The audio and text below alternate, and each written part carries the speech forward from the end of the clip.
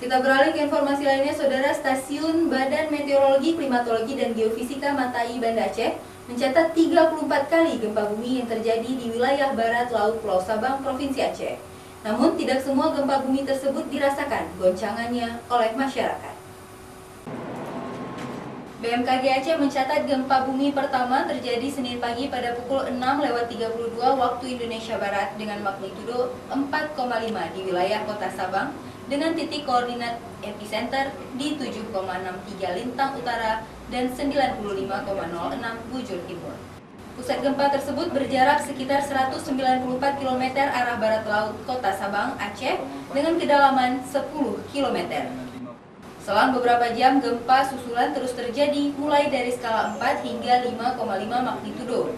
Gempa dengan kekuatan 5,5 tersebut terjadi pada pukul 15.11 waktu Indonesia Barat dengan lokasi 7,54 Lintang Timur, 94,44 bujur timur atau di wilayah utara Pulau Sabang, Aceh.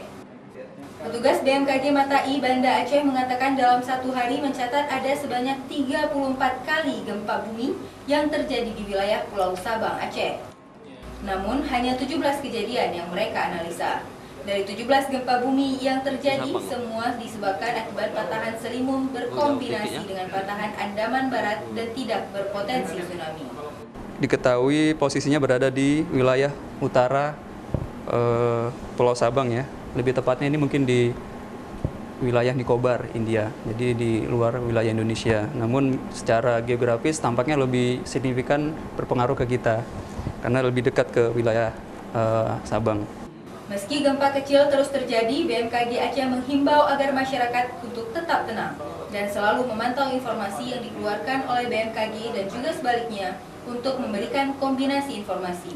Karena gempa yang terjadi sepanjang hari ini, tidak semua masyarakat baik yang berada di Kota Sabang maupun di Kota Banda Aceh dapat merasakan guncangannya. Raja Umar, Kompas TV, Banda Aceh.